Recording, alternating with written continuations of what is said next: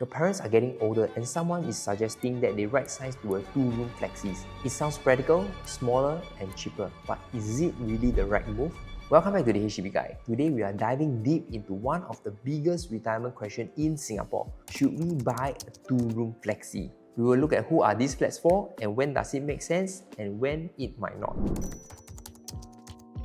2-room flexis are actually flats from government. You can only buy from them directly. 2-room flexis are for Singapore citizens aged 55 and above, and their lease is ranging usually from 15 to 45 in 5 years increment. So when we talk about 2-room BTOs, they are 99-year lease. Home itself, there are different types of the 2 rooms. The core difference will be in the number of the lease.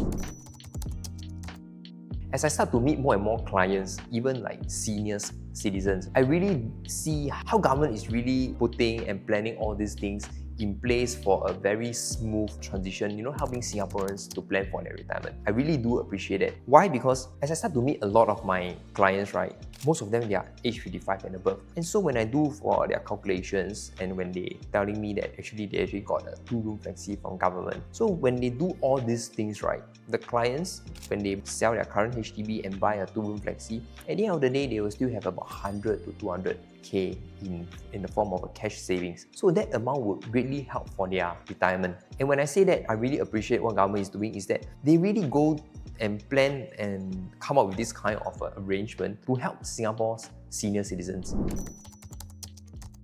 Depending on the lease, usually my client, they told me they bought about close to 100,000 or lesser than that. So with that amount of investment, after their cash proceeds, minus off that fully paid 2-room flexi, they will have a good amount of 100 plus 200 as a form of retirement planning. So that itself is already a retirement planning for the Singapore senior citizens.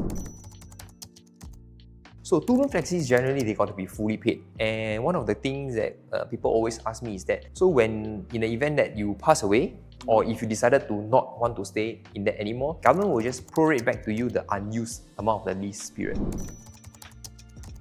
So let's say you are 35 years old, Singapore citizen, first timer, apply for a 2-room flat. A 2-room flat is a 99-year lease, and after the MOP, you are able to sell in the resale market and the 2-room flexis for Singapore senior citizens aged 55 and above.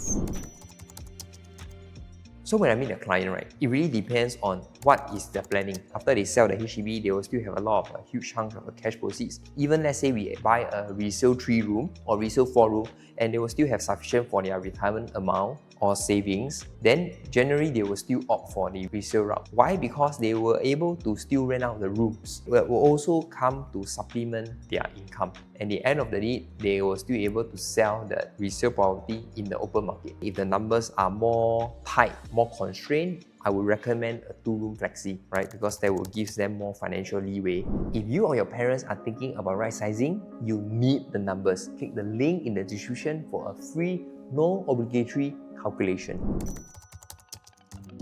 I feel that the cons of a 2-room flexi is that you no longer can call it your asset because you already paid for it and you are already paying for this amount of time. So if you pass away, government is just going to prorate back to you the unused amount of the lease, that value. So that value is fixed already. It's not like you are in the open market, you are still subject to the market condition. So let's say if the market is right now is at an all-time high, your property has already appreciated, no, that is none of your business already. 2-room flexi, you can really say that you are really like renting from the government. But of course, you pay for it one whole shot for that 15 to 45 years. And then if any unused, you pass away or you decided not to, then they will just pour it back to you.